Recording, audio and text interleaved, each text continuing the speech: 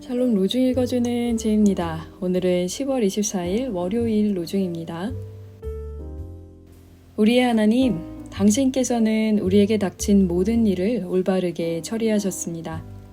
당신께서는 신실을 지키셨으나 우리가 잘못을 저질렀습니다. 느헤미야 9장 33절. 우리가 우리 죄를 자백하면 하나님은 신실하시고 의로우신 분이셔서 우리 죄를 용서하시고 모든 불의에서 우리를 깨끗하게 해 주실 것입니다. 요한 1서 1장 9절. 주님의 은혜 가운데 거하는 하루 되세요. 샬롬 하울람. 서양과 동아시아는 죄에 대한 개념이 참 달라요. 그러니까 오랜 기독교 문명 속에 있던 서양은 하나님과의 관계에 어떤 문제가 생긴 거를 죄라고 아주 오랫동안 그 문화 속에 깊이 이렇게 내재해 왔겠죠. 근데 물론 동양에도 그런 개념이 없는 건 아닙니다. 이제 하늘을 우러러 부끄러움이 없는 삶, 뭐 이런 개념이 어떤 초월적인 존재와 나와의 관계성 속에 부끄럽지 않게 살아가는 뭐 이런 삶에 대한 이야기들도 우리 동양에 있지만, 이 동아시아에서 선교사들이 참 애를 먹었던 게 당신은 죄인입니다 라는 걸 설득시키는 거였어요. 왜냐하면 이 동아시아 문명에서 죄인이라는 건 실정법을 어긴 걸 의미했거든요. 그러니까 실정법을 어기면 매를 맞든 벌금을 내든 감옥에 가든 그래야 되잖아요. 그리고 감옥에 간다는 건 신문을 받는다는 것과 동일한 말입니다. 그러니까 동아시아 문명권에서, 일본은 정확히 모르겠지만 우리랑 중국 문화에서 신문을 받는다는 건 고문당한다는 거예요. 집안에 죄인이 있다, 이거는 그 집 하나가 완전 풍비박산 나는 걸 의미합니다. 감옥에 갇히고 매질을 당하고 고문당하고 그 죄인인 딱지를 붙이고 살아가야 되는 거죠. 징역 살다 온 딱지를 붙이고. 그러니까 서양 사람들이 기독교 문화를 배경으로 이해하는 죄의 개념과는 상당히 달라요. 본래 성경이 말하는 율법은 이 항목은 이렇게 지켜야 되고 저 항목은 저렇게 지켜야 되고 뭐 이거를 설명하기 위해 기록됐다기보다 하나님과의 관계성을 확립하는 도구로서 사용이 됐습니다. 그런데 1세기 팔레스타인에서 이 율법이요, 실정법의 역할을 했어요. 이거 굉장히 다른 차원인 건데요. 뭐 바리새인들이 지켰던 그 법들, 이거는 실제 생활을 규율하고 때로는 제한할 수도 있는 실정법의 역할을 했다는 거예요. 그래서 그 법을 제대로 지키지 못하는 사람들은 죄인이 된 거죠. 죄인인 딱지를 붙이고 살아가야 되는 겁니다. 뭐 대표적인 존재가 세리, 뭐 직업적인 죄인일 수밖에 없었던, 그러니까 안식일을 못 지키니까요. 목동들. 그 목동은 원래 이스라엘 조상들의 직업이었는데 예수님 시대에는 안식일을 지킬 수 없기 때문에, 뭐 목동이 언제 새끼 날지, 양이 언제 새끼 날지 어떻게 알겠어요. 안식일 날 새끼 나면 받아야 되잖아요. 그러니까 직업적으로 죄인의 반열에 들어있을 수밖에 없는 존재들이었던 거죠. 그러니까 일반 사람들의 삶을 죄로 규정할 수 있는 실정법으로서 율법이 기능했어요. 그런데 우리가 알다시피 하나님이 우리에게 주신 법은 이 세속적인 실정법이 아니지요. 우리와 더 가까이 지내고 싶어 하시는 하나님의 마음, 우리와 관계 맺고 싶어 하시는 그 하나님의 본심이 법에 담겨 있는 거 아니겠습니까? 그러니까 이제 서양 선교사들이 동아시아 문화를 좀 깊이 있게 이해한 상태에서 들어왔더라면 당신들은 죄인입니다 이렇게 섣부르게 말하지 않았을 것 같아요. 하나님과 피조물인 우리 인간과의 관계성을 먼저 깊이 있게 설명을 한 다음에 거기에서부터 죄의 개념을 다시 좀 이해할 수 있도록 도왔겠죠. 오늘 이 아침에 우리는 죄가 무엇인가 한번 묵상해 봤으면 좋겠어요. 요한 1서에서 우리가 우리 죄를 자백하면 하나님은 신실하시고 의로우신 분이셔서 우리를 용서하시고 모든 불의에서 우리를 깨끗하게 해주신대요. 여기에 어디에 방점을 찍어야 할까? 많은 경우에 자백해라 여기에 방점을 찍어요. 자백을 해야지, 네가 자백해야 그 다음에 하나님이 일하는 거야. 이러면 이 요한 1서의 따뜻한 사랑의 언어로 쓰여진 요한 1서의 말씀이 실정법의 역할을 합니다. 자백한 사람 안 한 사람을 나누고 갈라요. 근데 어디에 방점을 찍으면 좋냐 하면요, 하나님은 신실하고 의로운 분이다. 여기에 방점을 찍으면 이 말씀이 따뜻한 사랑의 말씀이 됩니다. 그분이 이런 분이기 때문에 우리가 어떤 상황에 있더라도 우리를 용납하시고 용서해 주시고 모든 불의에서 깨끗하게 해주시는 분이다. 이 은혜 가운데 오늘 하루 묵상하며 살아가시는 우리 서로 공동체 지체들 되시기를 주님의 이름으로 소망합니다. 오늘 함께 읽을 새 한글 성경 본문은 요한복음 1장입니다. 홍승만 목사님이 낭독해 주십니다. 좋은 한 주 되세요. 요한복음 1장. 처음에 말씀이 계셨다.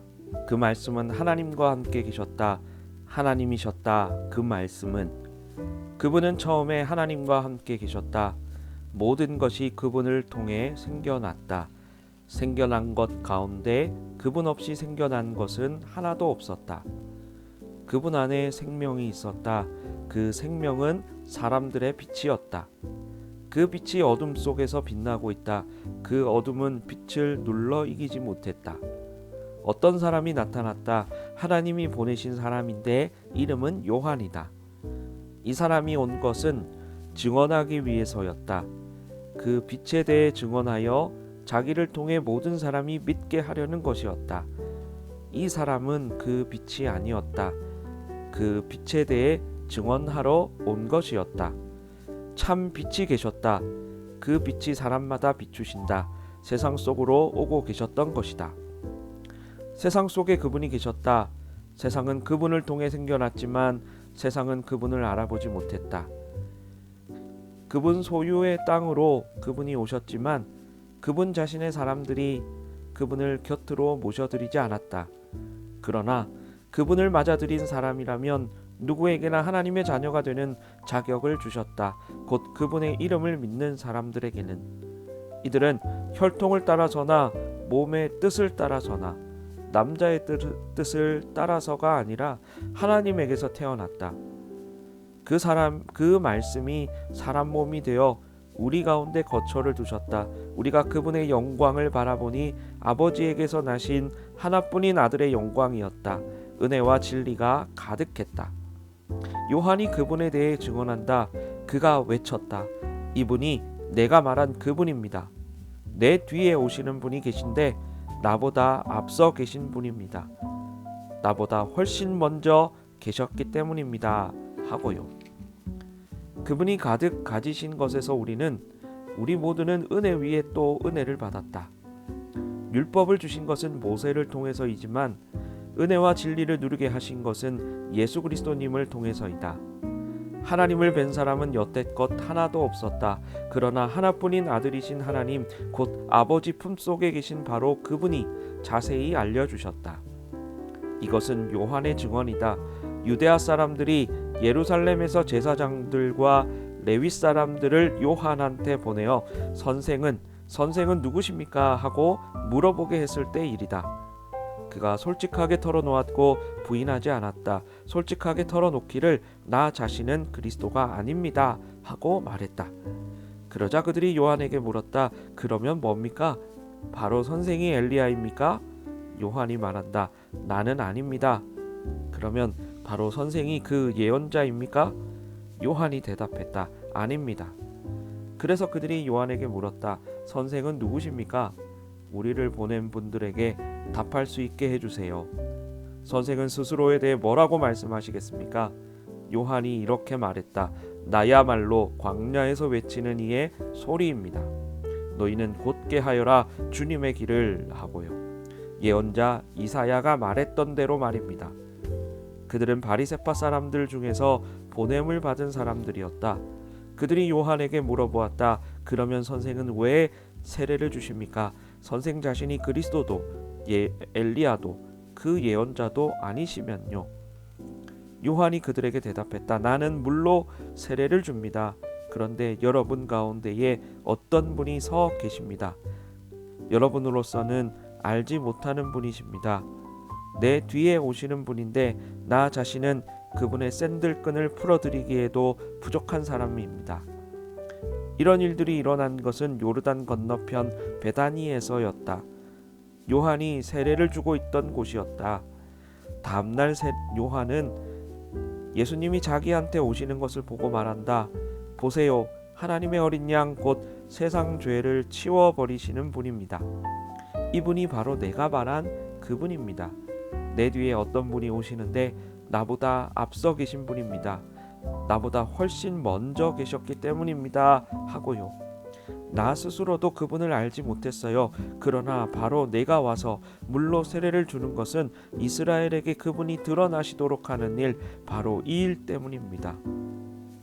요한이 또 증언했다. 내가 똑똑히 보았어요. 성령님이 비둘기처럼 하늘에서 내려와 그분 위에 머물러 계시는 것을요.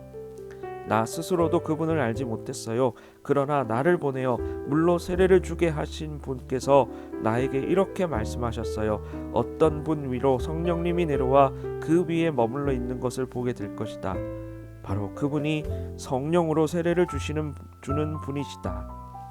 그런데 내가 직접 그것을 보았고 그래서 이분이 하나님의 아들입니다 하고 증언했어요. 다음 날 다시 요한과 요한의 제자들 가운데 2명이 거기에 서 있었다. 그때 예수님이 걸어가시는 것을 바라보고서 요한이 말한다. 보세요, 하나님의 어린 양이십니다.